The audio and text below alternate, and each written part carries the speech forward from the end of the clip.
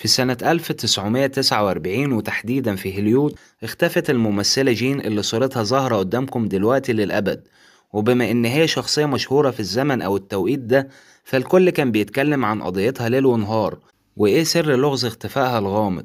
وهو ده السبب اللي خلى الشرطة تكثف التحريات على قد ما تقدر علشان توصل للجاني في أسرع وقت ممكن. كمان هم مش عارفين هل هي اتقتلت أو هربت أو إيه اللي حصل معاها بالظبط، وده ببساطة لأنهم ما قدروش يحددوا مكانها ولا حتى عثروا على أي رفات يدل على وفاتها.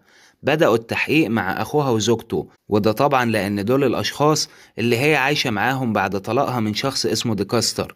عرف المحققين إن أخو جين كان في شغله يوم الاختفاء، لكن لما سألوا زوجته كانوا توصلوا المعلومات مهمة جدا.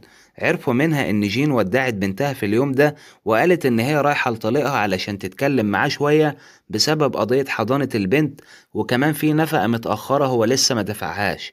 وقالت للشرطة إن العلاقة ما بينهم كانت سيئة جدا، ده غير المشاكل والقضايا الكتيرة اللي مرفوعة ما بينهم في المحاكم. ومن هنا اتجهت الشرطة فورا لمنزل طليق جين علشان يحققوا معاه، وعرفوا إن هو كمان كان في شغله، وبالليل خرج مع زوجته التانية وما راحش في أي حتة نهائي. وطبعا بعد ما تأكدوا من صحة المعلومات دي، كمان تم استبعاده وإزالة الشبهة الجنائية عنه. ومن هنا بدأ الموضوع يزداد حيرة عند المحققين، محدش قادر يوصل لأي حل يفك بيه اللغز الغامض ده. بدأت التحريات من جديد بسؤال الأهل والجيران وأصحاب المحلات المجاورة لمنزل أخوها. شخص كان بيشتغل كاشير في مطعم قال للشرطة إن هو شافها قبل اختفائها بحوالي ساعتين، وفي اليوم ده كانت واقفة قدام المطعم لوقت طويل جدا.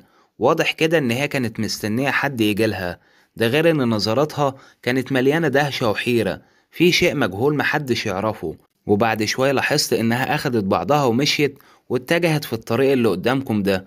ومن هنا برضو بدأت التحريات تبحث عنها في كل الأماكن والمدن المجاورة. وبعدها بحوالي 3 أيام كانوا عثروا على شنطة الكتف بتاعتها. أول ما فتحوها لقيوا جواها رسالة غامضة كانت كاتبة فيها جين لشخص اسمه كيرك، بتطلب منه إن هي لازم تروح فورا للدكتور سكوت وإلا الأمر هيتفضح. الشرطة استنتجت من الرسالة دي إن جين كانت حامل، ومن الواضح كده إن عندها نية لإجهاض الجنين ده. لكن السؤال هنا، يا ترى مين هو كيرك ده؟ ويا ترى كام دكتور في البلد بنفس الاسم؟ بعد استكمال عمليات البحث عرفت الشرطة إن في ممثل اسمه كيرك دوجلاس، وده كان هيشارك معاه في فيلم سينمائي. طبعا أول ما استجوبوه في التحقيق قال إن هو ما يعرفهاش معرفة شخصية وملهوش أي علاقة بيها، وبالصدفة كان قرأ اسمها من كام يوم من ضمن الأشخاص اللي هتشارك في العمل الفني.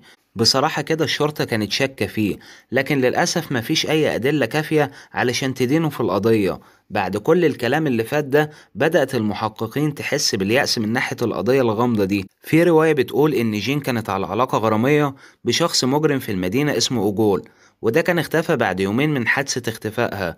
مش بعيد يكون قتلها وهرب، أو يمكن هما الاتنين هربوا مع بعض. سواء كده أو كده محدش فيهم ظهر مرة تانية للأبد.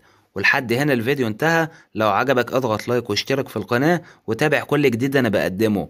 ما تنساش ان رأيك بيفرق معايا جدا في التعليقات. واخر حاجة بس شارك المحتوى علشان القناة تكبر بيك واقدر استمر معاك الفترة اللي جاية. سلام.